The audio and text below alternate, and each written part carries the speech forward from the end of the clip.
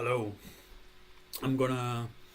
So first of all, என்ன பண்ண போறேன்னா, I need to find all of the relevant depth for search. I'm gonna complete all of the easies and the mediums first. DFS. I'm gonna do a related ML project, so I need to write this all down. Am I zoomed in? I think I feel like I'm extra zoomed in. But, so yeah, I'll write this. I got this thing. Look at this. Got a cute little 2026.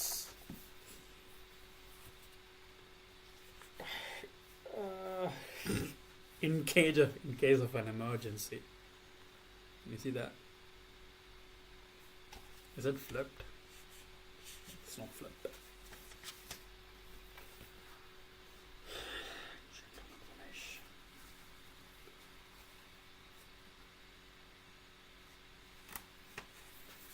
Oh, with these gloves, I can't do anything.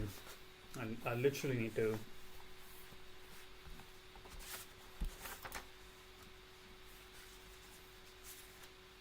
Oh, they got December too, which is really good. So today is December 29, so I'm gonna do trees, ML, AI, and DFS, easy, mid, and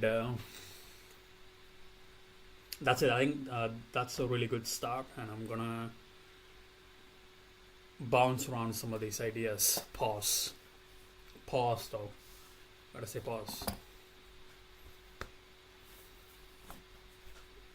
Okay. I got a cute little chipmunk looking at me.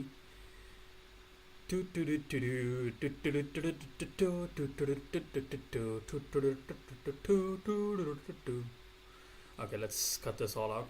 I don't need it. Let's go to Kaggle and try to find a tree. DFS.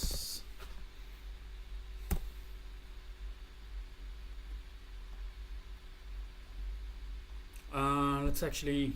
Yeah, I don't like using ChatGPT. ChatGPT is so gay.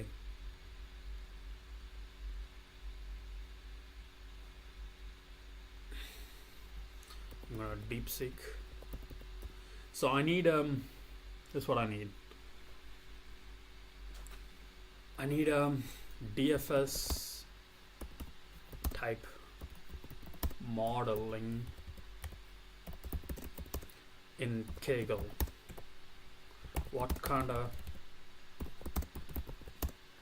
problems can I solve with it?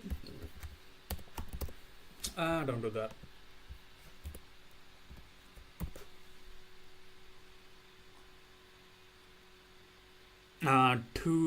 DFS modeling in Kagling 2 interpretation. Depth first search for graph and modeling problem. We're taking this thing, DFS traversal. Okay, I'm gonna stop you right there and put this shit over here. So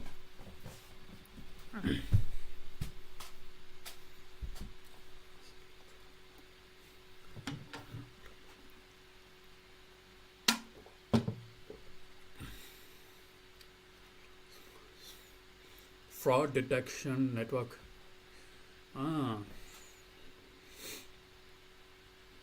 Find friend recommendation.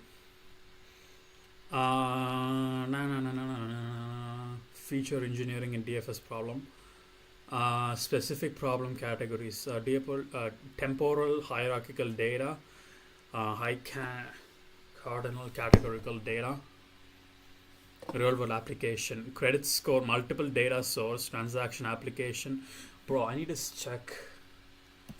Go on GitHub. I need to check if it's like a Tor. Brother, can't you go on GitHub?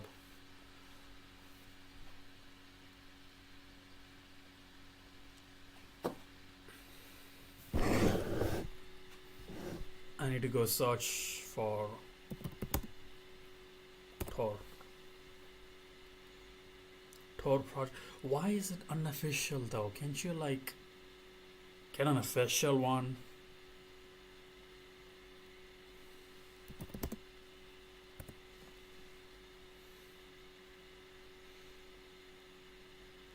I don't want to do donate, bro. I just want to like contribute to the code. How can I contribute? Is it like an open source project? Jobs?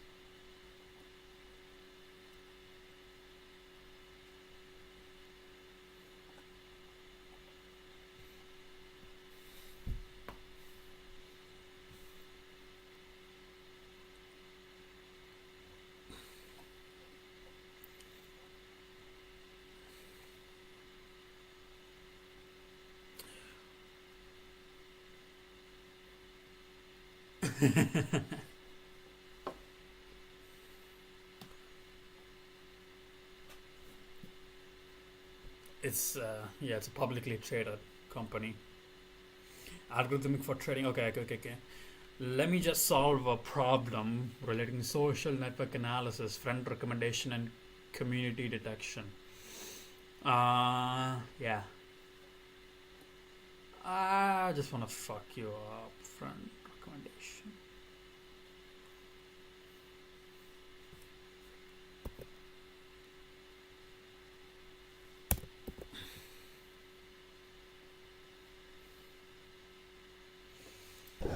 Graph neural network overseas in case studies. Is it a GNL? GNL.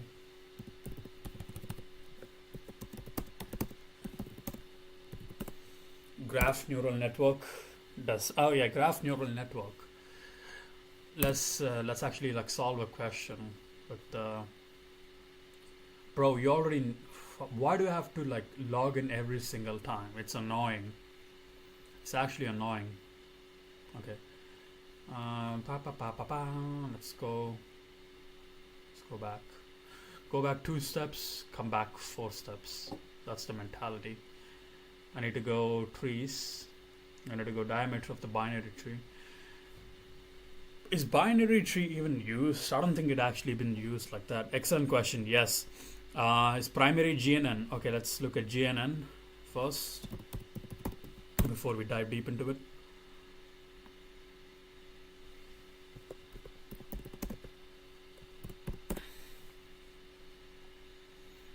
Graph. Yeah. Can I have like a 1 hour? Who is this guy? Model and application. Microsoft Research. I don't trust you, bro. I don't know why. Let's. Should I read a paper? Introduction. Let's read a paper. Maybe not. PyTorch. Graph attention networks. I think graph neural. I think it is what is actually evolution of DFS to traditional DFS approach pre-27. Old friends, we're getting like a DFS search. Like recommendation, return recommendation. Okay. So how does it actually find friends of friends? User graph depth. Okay, we are recommending 2 levels of depth.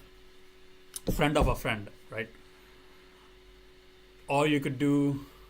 That is my Epic Pen. Epic Pen.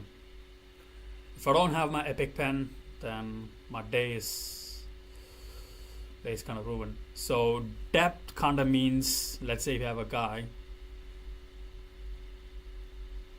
and he has a friend and he has a friend, so that's 2 depth, right? So you're trying to like retrieve this guy and recommend, have him as a recommend to someone else. I think recommend. Why that's like a traditional way of doing it pre-27. So yeah, if current depth is current debt. What is current debt? Okay, current debt is the one that is being passed on. If it is bigger than the depth, return, or just return, or return that guy. If it is bigger, okay. For friends, for friend in graph.neighbor. What is graph.neighbor? Okay, the adjacent is current. What is graph.neighbor? I don't know. If friend not in graph.neighbor, if it's not in here already, recommend.add or recommendation. Okay, so set of a recommendation. Recommendation getting added onto it, and we're just calling the DFS. It's a recursion. It keeps calling and calling and calling, and it all gets added on to that. Okay, fine. And yeah, username, whatever. Death is equal to 0. Okay. Then GNN dominates now. Implementation of friend recommendation.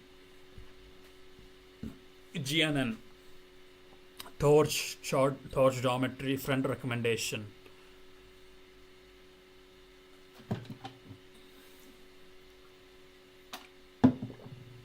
Def init, self num features, hidden dim. What is that? Bro, I need to use this. What's my comment?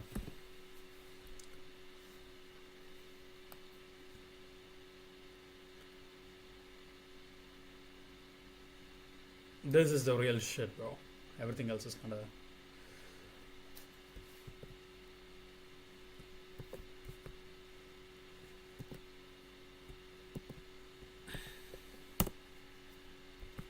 PhD, nigga. I'll fuck you, nigga.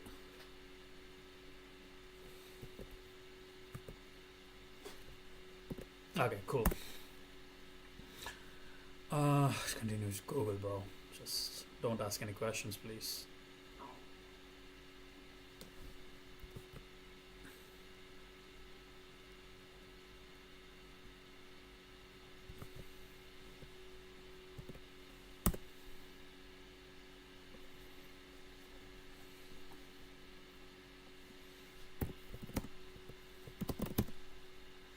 So that is GNN using, I mean, GNN doesn't use DFS anymore. That's why it's back in the day. I'm trying to remember. Back in the day, it was so difficult to like find anyone related to anyone. Now it's kind of different in Instagram and shit like that because it's much more. The graph back in the day, was it was this?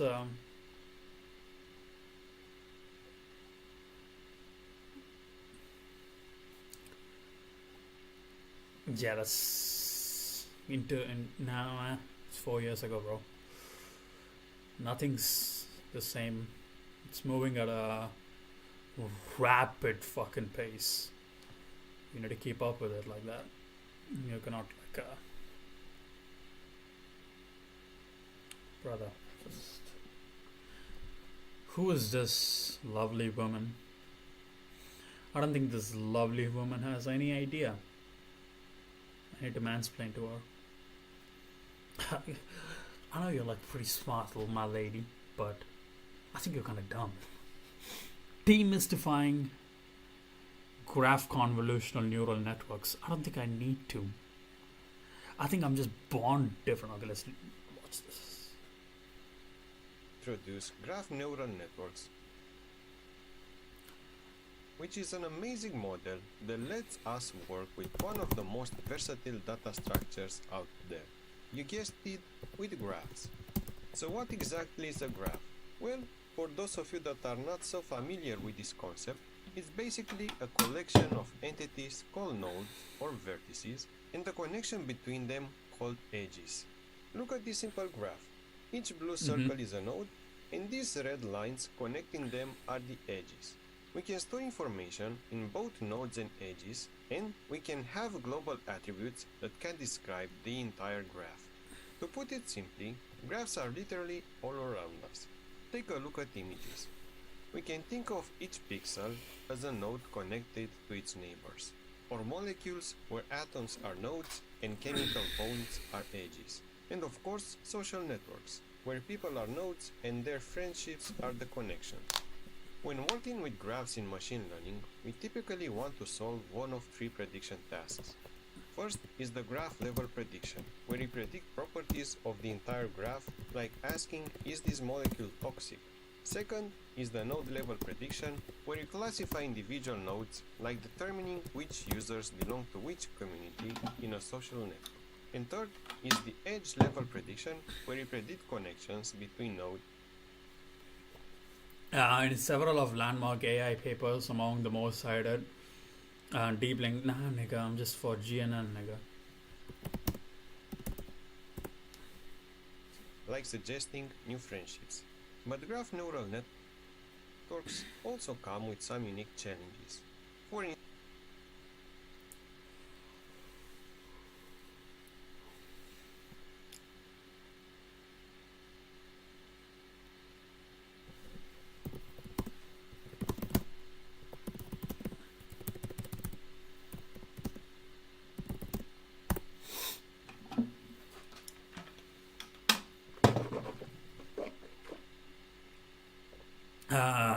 Yeah, let's.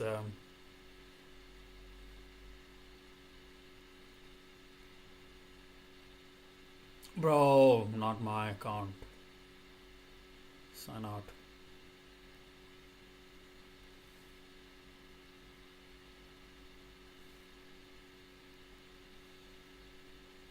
Can you like sign in to my real account, please? Fuck you. Why are you so bad at this, bro? So bad. Such a stupid chud. Chud maxing. At least Notion still intact, I think. Oh my god. Is it books? Ah, please.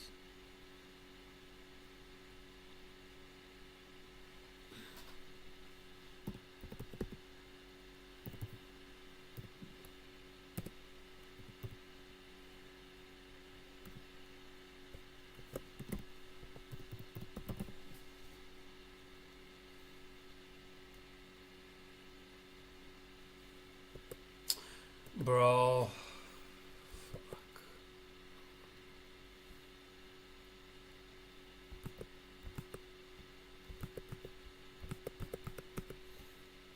People are so advanced, they could probably like make out whatever the fuck that I'm about to type. Why are people so cracked out of their mind like that? Bro, chill out. Let a nigga just put his password, get to his account.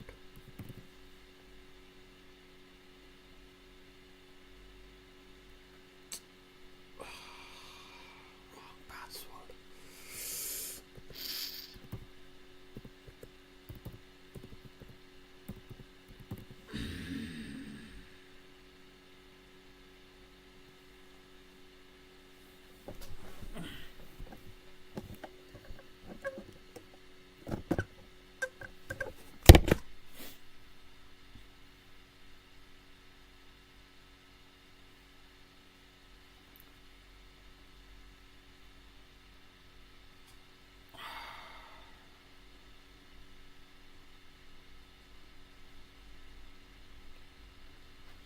What the hell? Bro.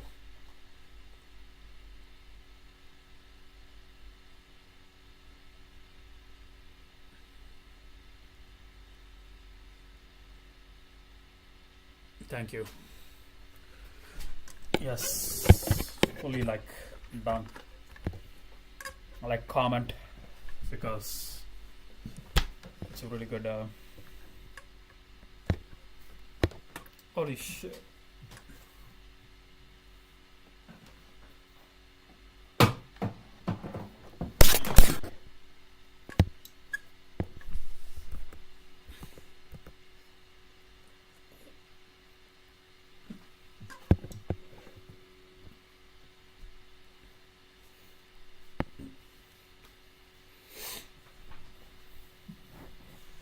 I used to be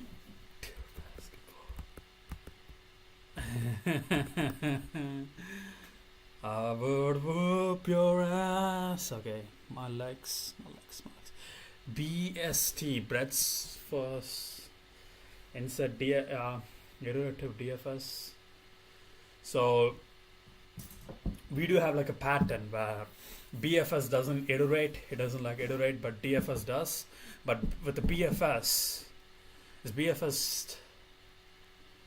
I don't think BFS is used anywhere.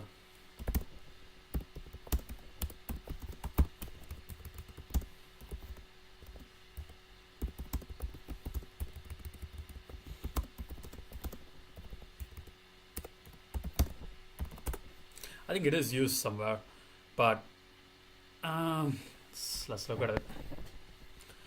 Core papers and theories study. Implement a core once, lay the scratch, internalize the propagation rule, skim a survey of comprehensive survey on graph neural networks to understand the landscape of GNS and graph stage and J8 and GN and spatial versus spectral, whatever the fuck that is to combine a very short theory, ramp up with hands-on experiment with PyTorch and PyTorch geometry. Geometric or similar libraries. Prerequisites to have a solid, comfortable with basic MLP, basic deep learning MLP. What is an MLP?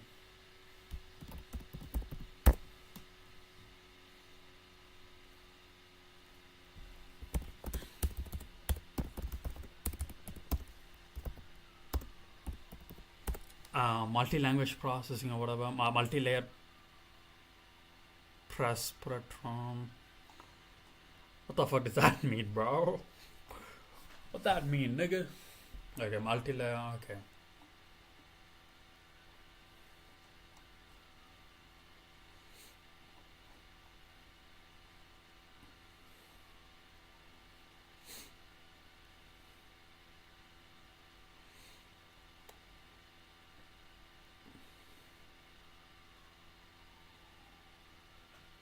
That we do is the multi-layer perceptron. Pretty long word. Don't get scared. I'll explain it using just the perceptron at first. Bro, smile if you're being captured by white people. Motherfucker looks like the protagonist from Get Out. What the fuck, bro? Smile, Brody. Smile. I'll save you. Okay.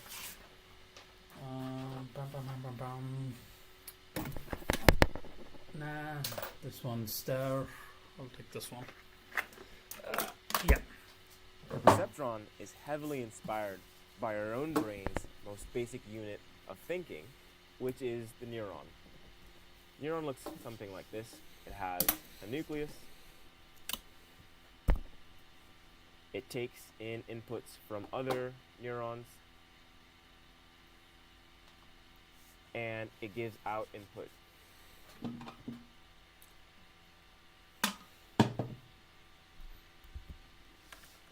Brody, what is going on, Brody?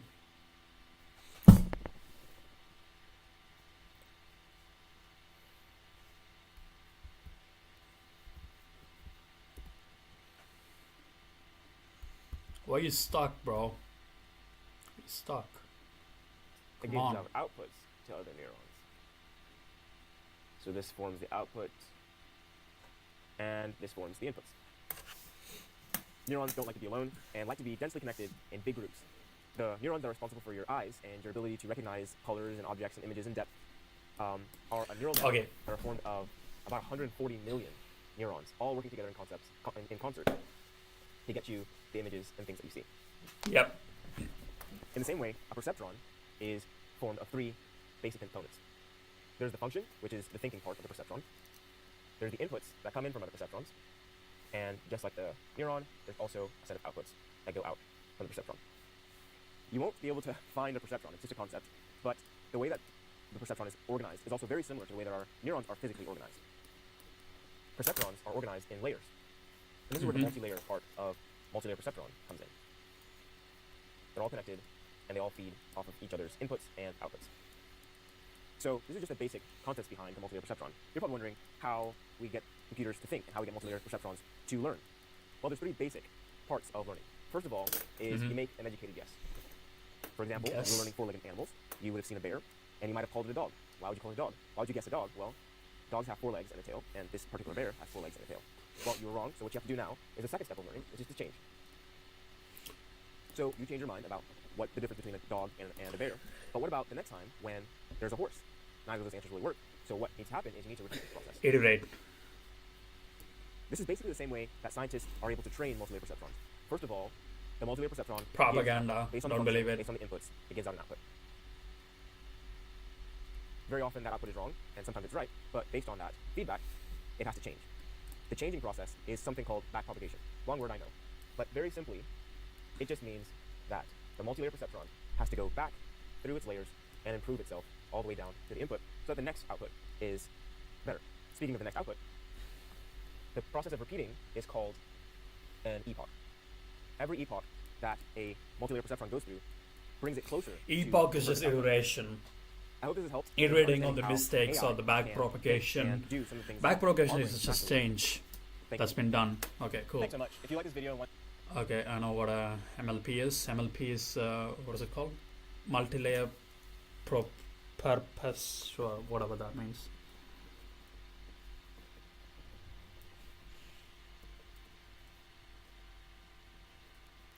Perceptrons, cool. Got it. Let's go here. Boom. That's MLP. CNN, convolutional neural networks. It's just, bro, I don't want this fucking. I don't want Propaganda 5 telling me what it is. CNB now is not. Convolution neural networks.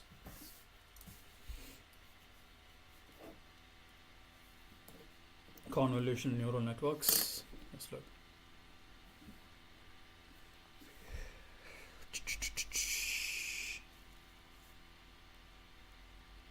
Let's look at this. Do you know about convolutional neural networks in machine learning? Of course, CNN is the technology behind self-driving cars and medical imaging. It's like giving machines eyes to understand the world. Okay, Donald, so how does it work? Imagine a 3x3 grid of pixels. We apply a filter to detect edges. It multiplies each pixel value by the filter, sums them up, and moves to the next section. So by sliding the filter over the image and learning the appropriate filter values to choose. It's just like basically like when you're like solving a 4x4 Rubik's Cube, it's the same as solving a 6x6 Rubik's Cube. You could basically apply some sort of algorithm for a 6x6 Rubik's Cube that is same as completing a 4x4 Rubik's Cube, if that makes sense. You could just compress it. It's just like a 4x4 Rubik's Cube is just a compression algorithm of a 6x6 Rubik's Cube, if that makes sense. Training, the CNN can learn to detect various patterns like textures and shapes. Exactly, these features can then be used for tasks like image classification, object detection, and even art. Do you know about convolutional neural networks in machine learning? Of course, CNN is the technology behind self-driving cars and medical imaging. It's like giving...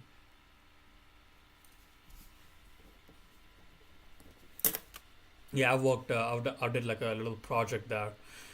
What's the next? That's convolution neural backprop.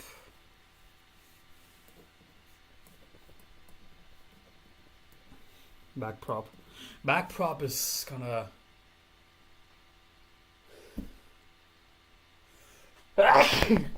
bless me, oh Lord. Training loops. What is a training loop in ML?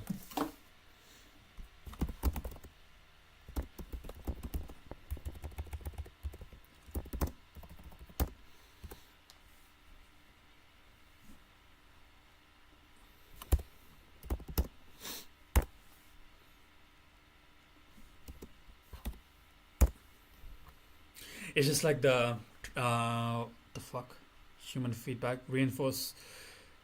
It's just like the iterative process is called. What is PyTorch? PyTorch, an open source deep learning framework used to build some of the world's most famous artificial intelligence products. It was created at the Meta AI Research Lab in 2016, but is actually derived from the Lua-based Torch library that dates back to 2002. Fundamentally, it's a library for programming with tensors, which are basically just multidimensional arrays that represent data and parameters in deep neural networks. Sounds complicated, but it's a library for programming with tensors, which are basically just Tensors is just a Rubik's Cube. Matrix is just like a 2D surface. Vector is just like a 1D line.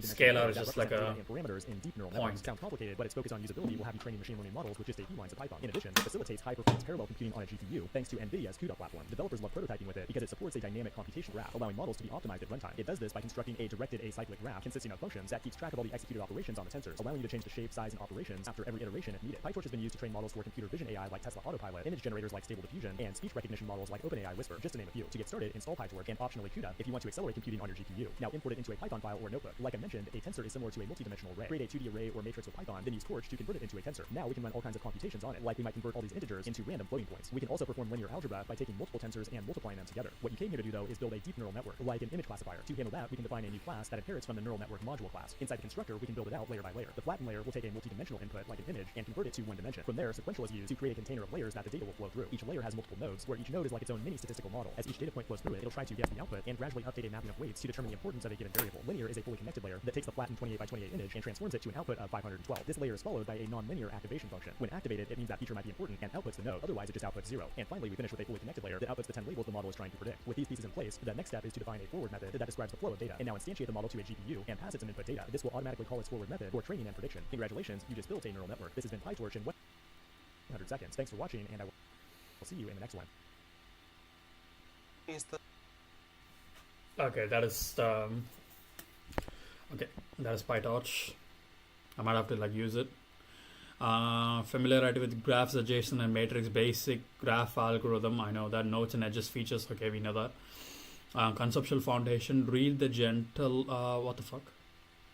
You read the gentle conception is distal. Okay, this. Give me that. Give me that. I stole that shit. Okay.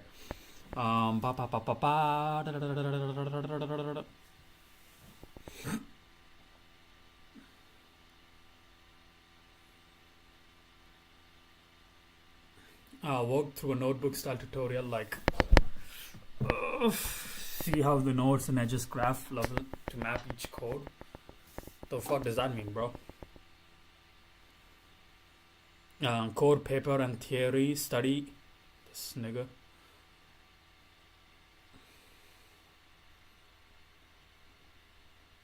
Bro, I don't want to click it. Whatever.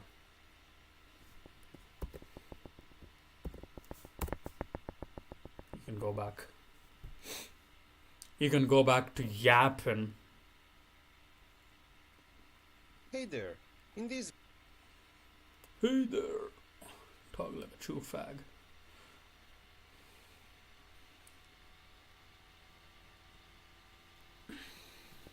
Cornell University. Cornell University is the ghetto, bro. We live in the ghetto music, making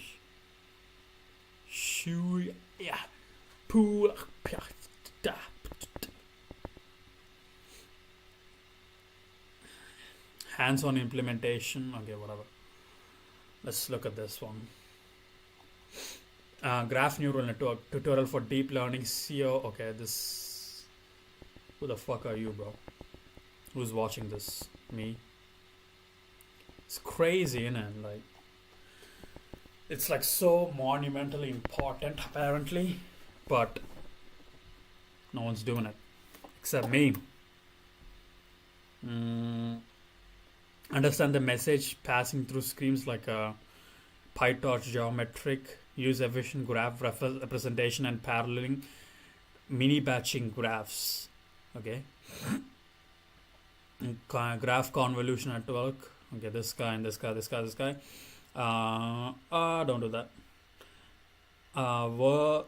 Vertex classification shows a model developed based on gMP implementation to a vertex classification on Cora dataset. Develop a model with your own GFC. Okay. Implement on your IRC on graph classification benchmark DFS. Okay, what can it do though?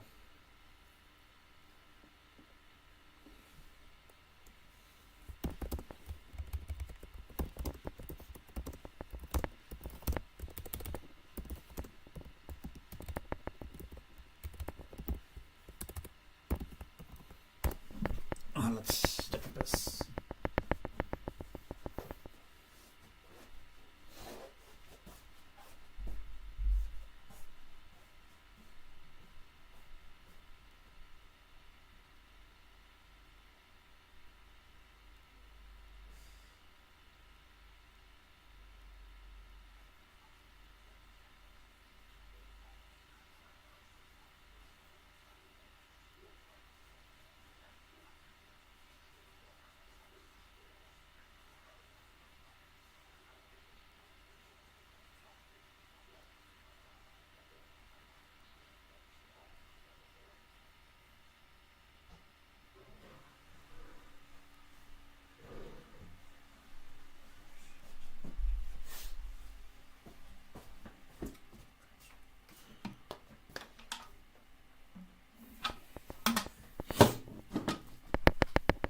That repo is basically hands-on playground for learning and experimenting with main things you can do. Walk through the PyTorch geometrical message passing framework so you can see how GNN layers actually implemented under the hood. Let you create a GNC model vertex. Classify your citation papers like Cora so that you can predict them all. Give you a template on implementation of a graph stage yourself. What the fuck? Guide you through an implementers of Streaml. Okay. How to use it? You open. Okay. Tweak the architecture layers and aggregators and hyperpigmentation. Feel how the different GNN designs affect accuracy, notes, and classification. Okay, what is... Hey there! In this video, we are GNN? going to introduce graph neural networks. Give me a...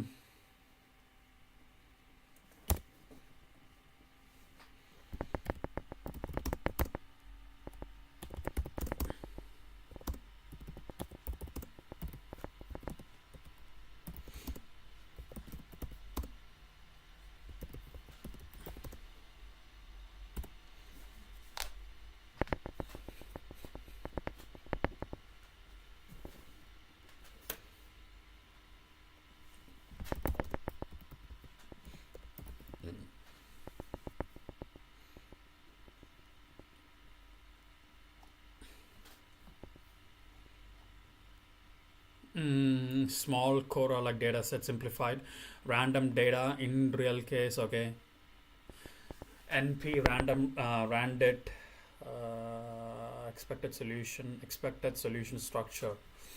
Okay, cool. I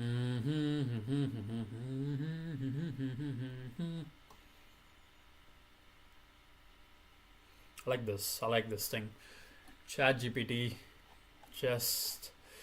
ChatGPT is so big now. Perplexity is the way to go. It's accurate, just how it is. It doesn't try to like suck your dick every step of the way. It does try to like make you sign in, but it's not that aggressive about it, which is good. Graph.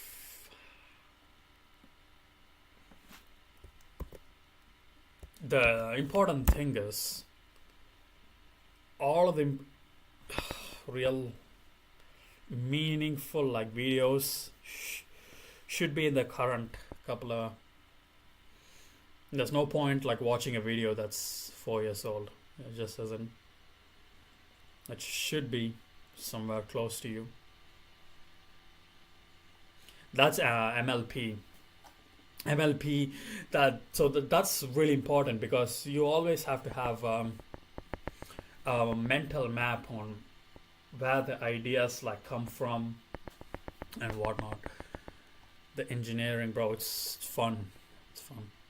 It's 2021 though. I think it's kind of outdated, but let's give it a go. Stanford Engineering. Who even is this guy, bro? I might like listen. Stanford Engineering. Welcome to CS224W, Machine Learning Hey. Graphs. My name is Jure Leskovec. I'm Associate Professor of Computer Science at Stanford University, and I will be your instructor. What I'm going to do in the first lecture is to motivate and get you excited about graph structured data and how can we apply novel machine learning methods to it. Smart. So why graphs? Graphs are a general language for describing and analyzing entities with relations in interaction. This means that rather than thinking of the world or a given domain as a set of isolated data points, we really think of it in terms of networks and relations between these entities. So this means that there is the underlying graph of relations between the entities, and these entities are related with each other according to these connections or the structure of the graph. And there are many types of data that can naturally be represented as graphs, and modeling these graphical relations, this relational structure of the underlying domain allows us to build much more faithful, much more accurate models of the underlying phenomena or underlying data. So for example, we can think of computer networks, disease pathways, networks of particles in physics, networks of organisms in food webs, infrastructure, as well as events can all be represented as graphs. Similarly, we can think of social networks, economic networks, communication networks, citations between different papers, internet as a giant communication network, as well as ways how neurons in our brain are connected. Again, all these domains are inherently networks or graphs, and that representation allows us to capture relationships between different objects or entities. I need a message to this guy. in these different domains. 500,000 views. Last, we Cool. can take knowledge and represent facts as relationships between different entities. We can describe the regulatory mechanisms in our cells as processes governed by the connections between different entities. We can even take scenes from real world and represent them as graphs of relationships between the objects in the scene. These are called scene graphs.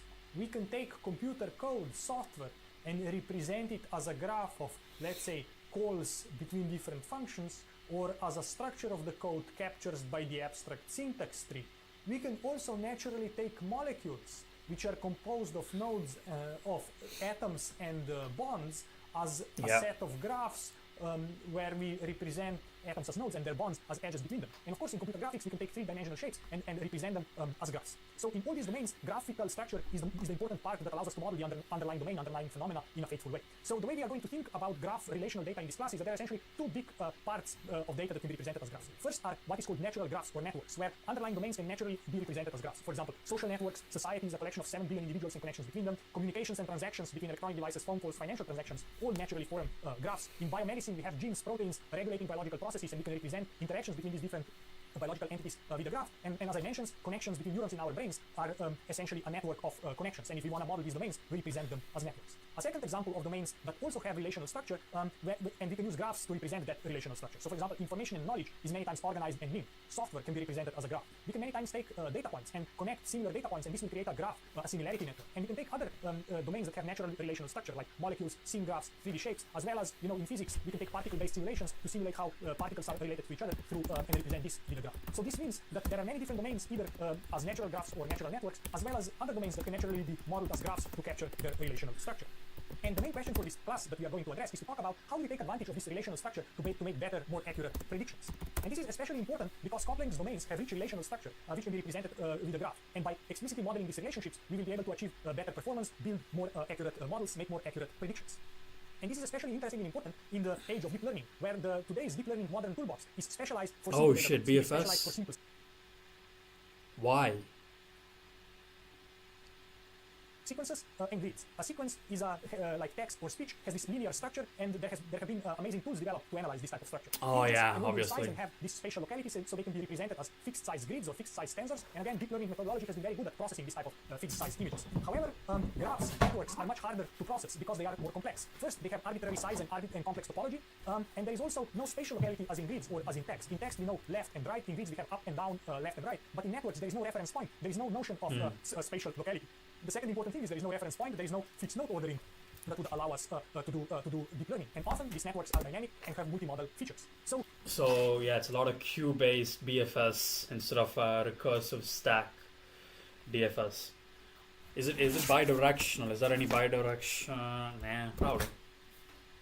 in this course, we are really going to talk about how do we develop neural networks that are much more broadly applicable. How do we develop neural networks that are applicable to complex data types like graphs? And really, it is relational data graphs that are the new frontier of deep learning and representation learning research.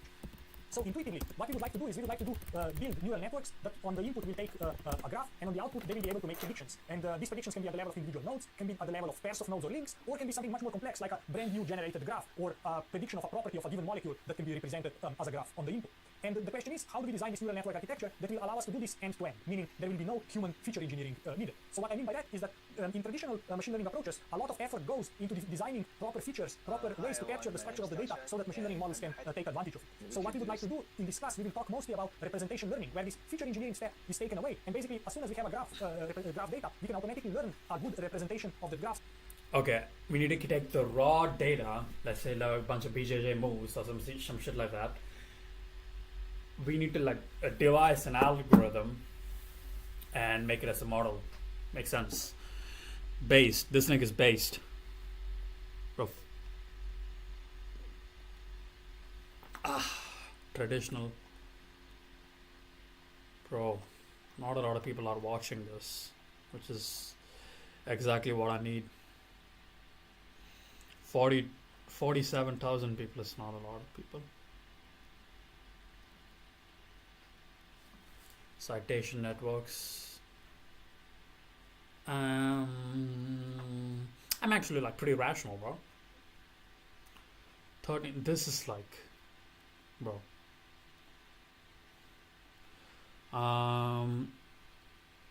Yeah. What about this guy?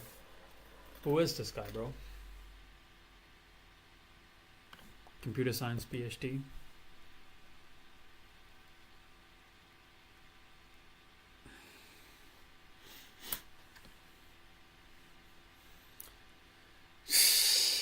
Nah, NLP.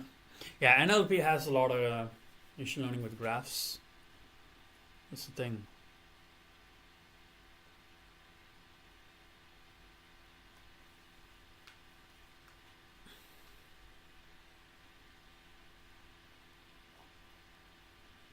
Can I do it online? Is that even like...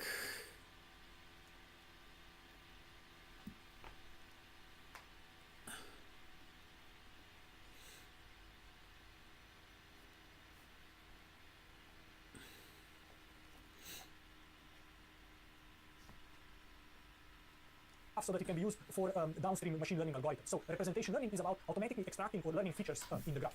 The way we can think of representation learning is to map nodes of a graph to a d-dimensional embedding, to d-dimensional vectors, such that similar nodes in the network are embedded close together in the embedding space. So the goal is to learn this function f that will take the nodes and map them into these. We'll take function f, okay. Is...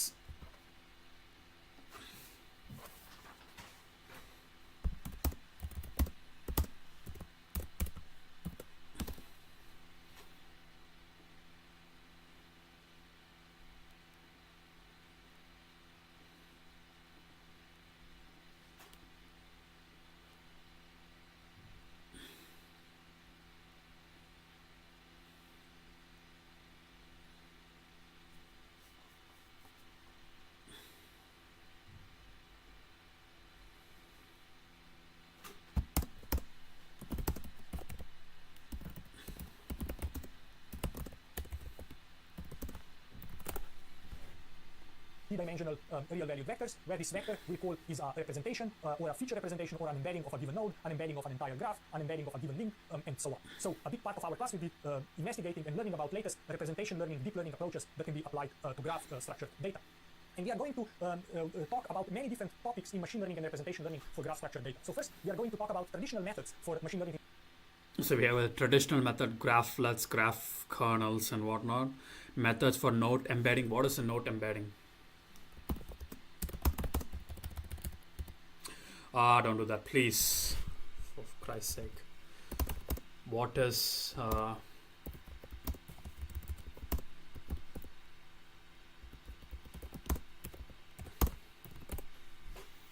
deep walk, node embedding or low dimensional vector representation of nodes in a graph that capture their structure, roles, neighborhoods, and features for machine learning tasks. They are enable models like GNLS GNNS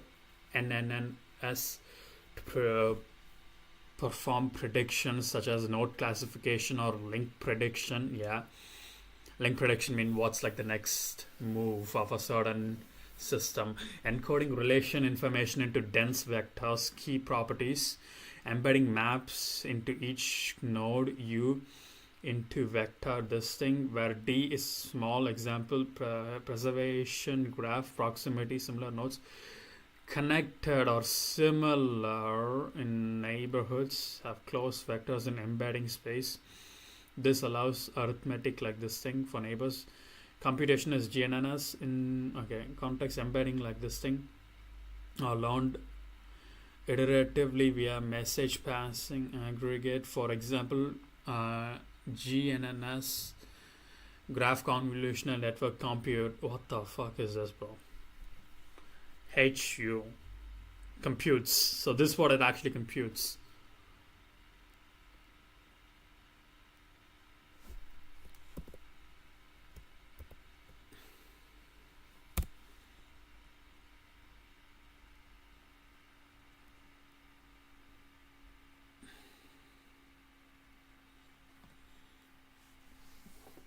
How do you even like prove that, bro? It's a lot of proof writing and whatnot, but what even the equation represents the standard message passing rule into a graph. Bro, say it in say it in normal English. What the fuck is going on? Embedding vector. What is the embedding vector? I think that's what I like typed in previously.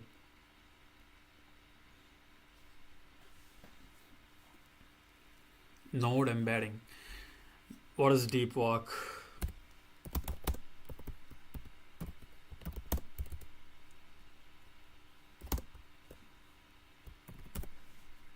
Methods of node embedding, graph neural network, GCN, graph sage, GAT, theory of GNNS, knowledge graphs and reasoning, trans E, ooh, beta E. Yo, pause, man. I'm an alpha, okay? I ain't with that trans kind of shit, you know what I mean? Deep generative models for graph application of bio, okay. Graphlets and graph curves. We are then going to talk about methods to generate generic node embeddings, methods like deep walk. Oh, unsupervised algorithm for learning. Okay, random walks. Is it related to?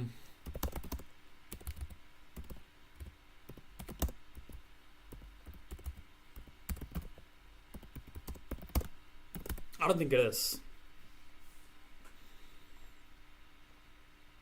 No, it's not. It's unsupervised embedding method used for random walks and skip grams without SQL decision making or reward. Okay, original. We are going to spend quite a bit of time talking about graph neural networks and popular graph neural network architectures like a graph convolutional neural network, the graph sage architecture, or graph attention network architecture. We are also going to study the expressive power of graph neural networks, the theory behind them, and how do we scale them up to very large graphs. And then in the second part of this course, we're also going to talk about heterogeneous graphs, knowledge graphs, and applications to logical reasoning. We'll learn about methods like trans E and beta E. We are also going to talk about how do we build deep generative models for graphs, where we can think of the prediction of the model to be an entire newly generated graph. And we are also going to discuss applications to biomedicine, various scientific applications, as well as applications to industry in terms of recommender systems, fraud detection, and so on. So here is the outline of this course, week by week, 10 weeks, starting today and all the way to the mid of March, where the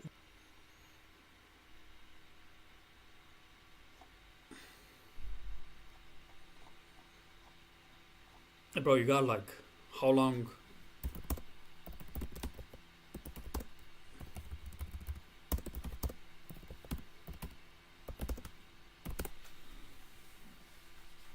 I need to do some.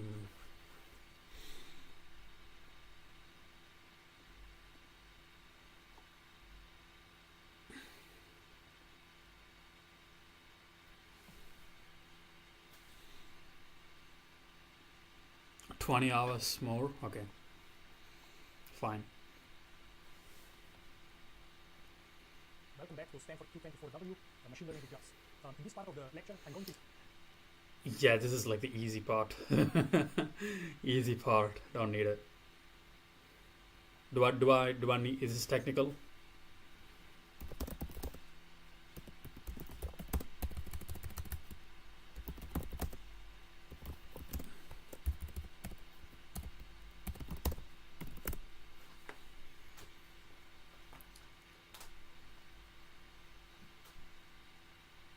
Okay, this is probably not. I want to look at some technical stuff. I don't want In this part of Stanford CS224W Machine Learning with Graphs course, I want to talk about the choice of graph representation. So what are components of a graph or a network? So network is composed of two types of objects. First we have objects or entities themselves called referred to as nodes and vertices, and then we have interactions or edges between them called links or edges. And then the entire system. Yeah. So objects, nodes is referred to as N, interactions, links, edges, and systems, it will be G, like an entire cluster of nodes. It will be network or a graph G. How is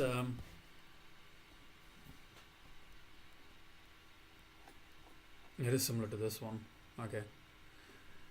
Backtracking. Oh shit. So wait. I need to go to the graphs really quick.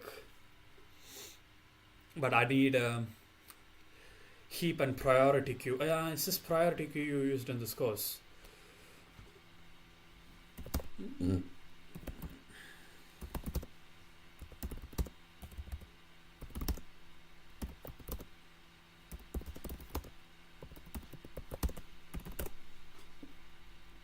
Probably not. I don't think priority queue.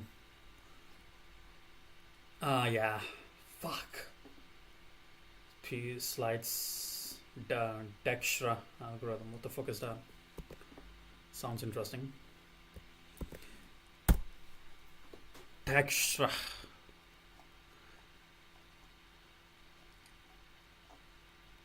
Brother, I don't want you, brother. Dijkstra algorithm. Implementation of Dijkstra algorithm. Let's implement Dijkstra's shortest path algorithm. We're given a weighted directed graph and a starting vertex, and we want to return the shortest distance from that starting vertex to every other vertex in the graph. So it's the textbook Dijkstra's algorithm problem. There's a few parameters for our function n, the number of vertices in the graph, edges, which is a list of tuples containing the source vertex,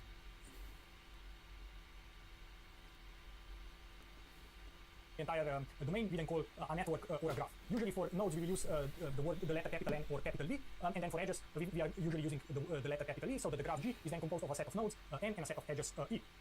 What is important about graphs is that graphs are a common language, meaning that I can take, for example, actors and connect them based on which movies they appeared in, or I can take people based on the relationships they have with each other, or I can take molecules like proteins and build a network based on which proteins interact with each other. If I look at what is the structure of this network, what is the underlying mathematical representation, in all these cases we have the same underlying mathematical representation, which means that the same machine learning algorithm will be able to make predictions, be it that these nodes correspond to actors, correspond to people, or they correspond to molecules like proteins.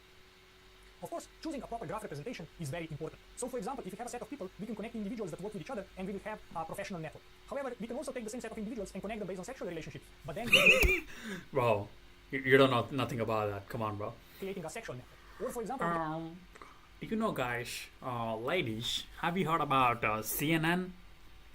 Convolutional neural networks.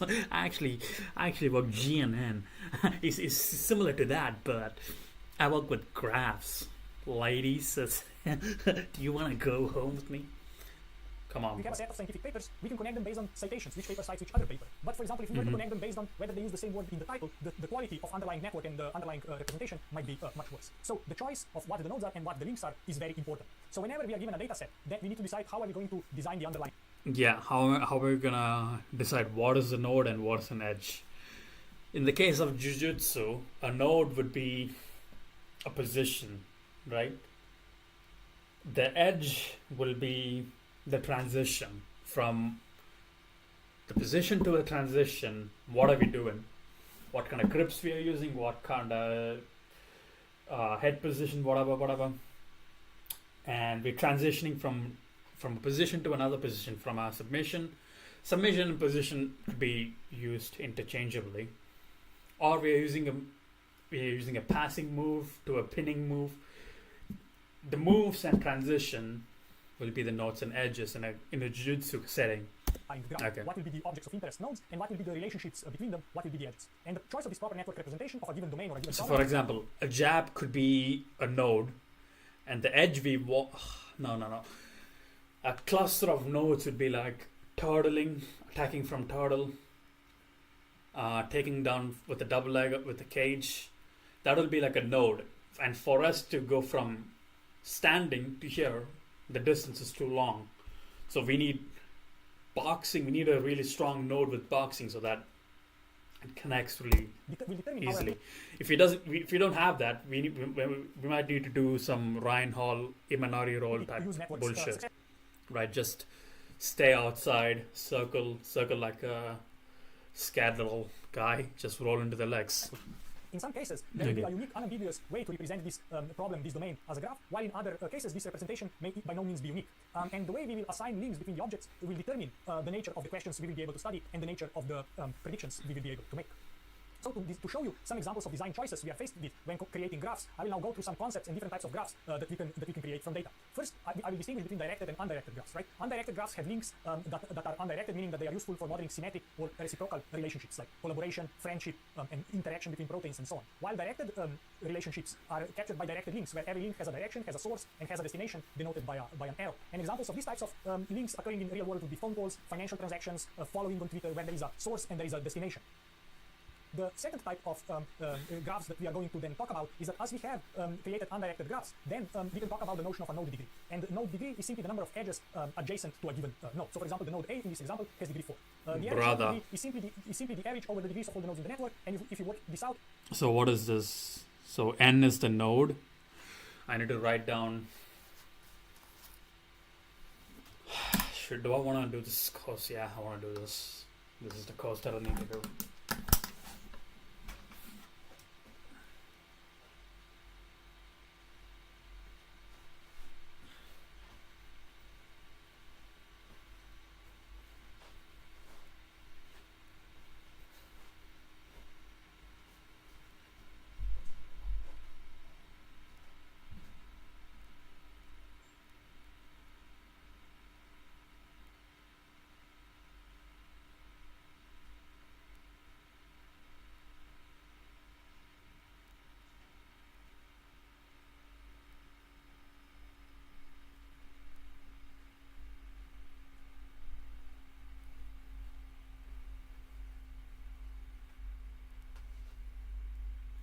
Where even is my fucking notes, bro?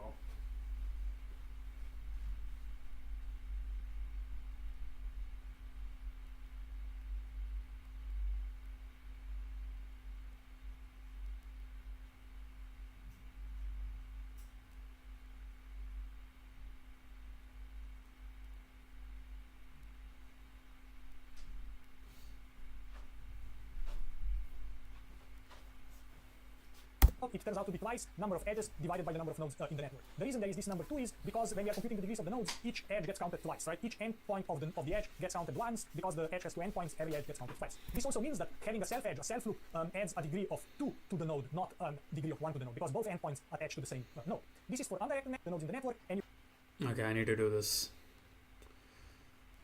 I need to combine this. So I need to combine this work.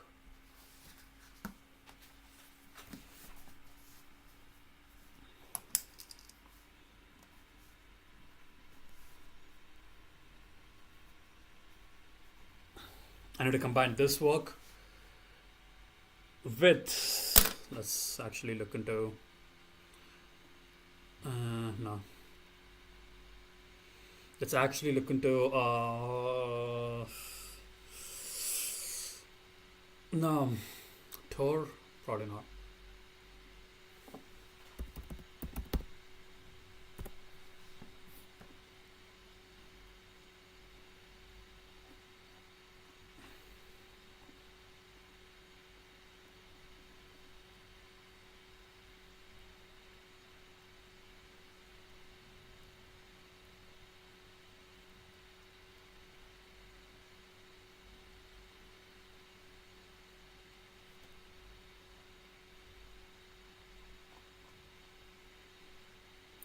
Brother, what the fuck is this, brother?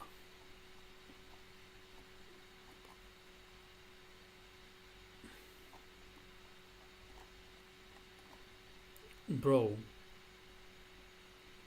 Who the fuck are you, bro? Oh, is this like a... Bro, who the fuck are you?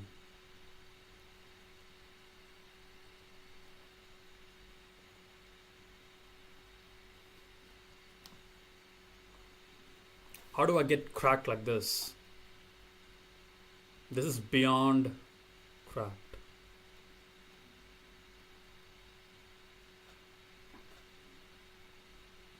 You are him, bro. You are actually him. It's crazy.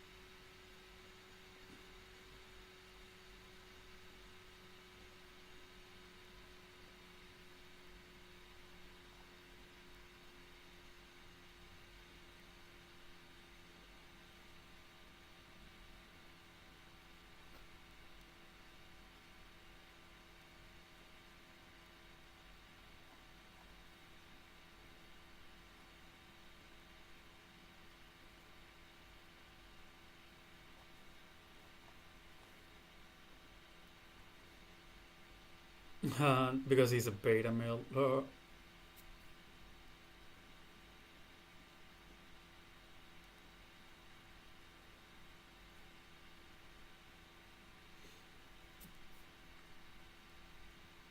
Yeah, PyTorch. PyTorch.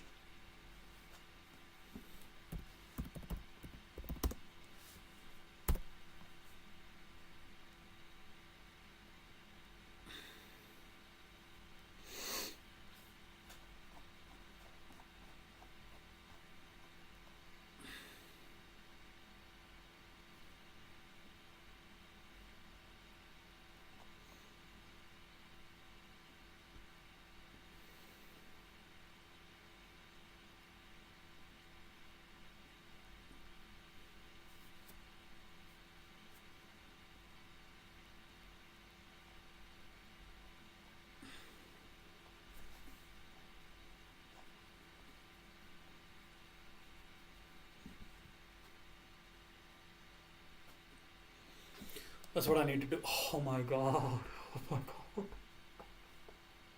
Oh my god. Oh my god. Okay. When I come back, I'm gonna do some DFS and BFS medium, and that's it. That's it for today. And I'm gonna.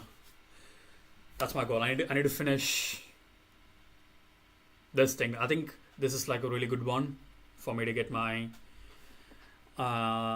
penis wet into getting into research and whatnot, and then I'll figure it out. I'll figure everything out.